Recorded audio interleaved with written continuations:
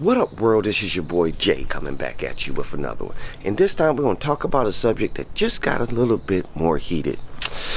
Yeah, since Chris Froome talked about it. And that is the brake debate. Rim brake versus disc brake. So without any further ado, let's get into it.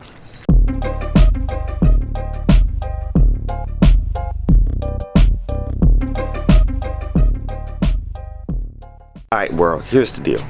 Now, some of you may have been following the industry, and the industry right now has been talking about rim brake versus disc brake. But I'm not about to jump into that. Maybe I might do it in a later video or throw a rant or outtake, whatever.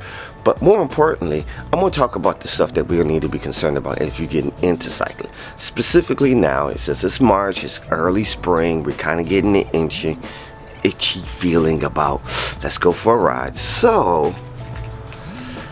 what is the important parts? So what is it if you're going to look for a bike that you need to be concerned about, specifically disc brakes? And I broke it down to 3 small points. First point, and it's always the best point, safety. Yes, it is true. Disc brake bikes work great in all weather conditions. Now, it's not to say that rim brake bikes don't work good. It just means that disc brakes just work better in all conditions. You can stop great on rim brake and disc brakes. And also, by the way, when I'm referring to rim brake bikes, I'm referring to V-brake bikes and your traditional caliper bikes that you find on road bikes as well.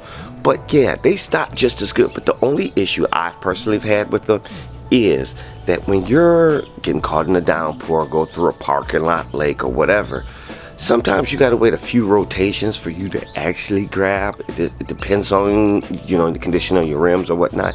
But with disc brakes, you don't have that issue. They work great all the time. So yes, safety is a huge important part. The second point on disc brake bikes is options.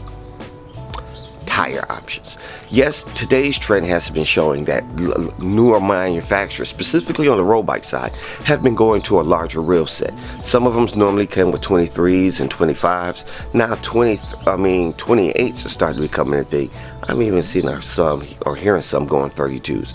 But the bottom line is, with rim brake bikes, you don't have as much tire options as you do in a disc brake bike.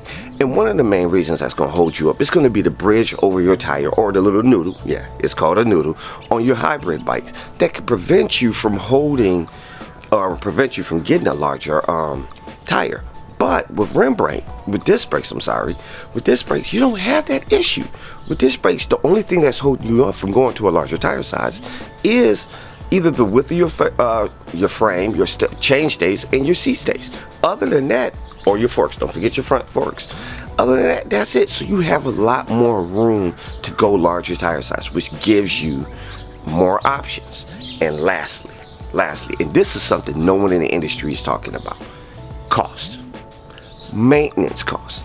Yes, it's true. When it comes to rim brake bikes, you may pay about $15 to $17 for pads, and that's it.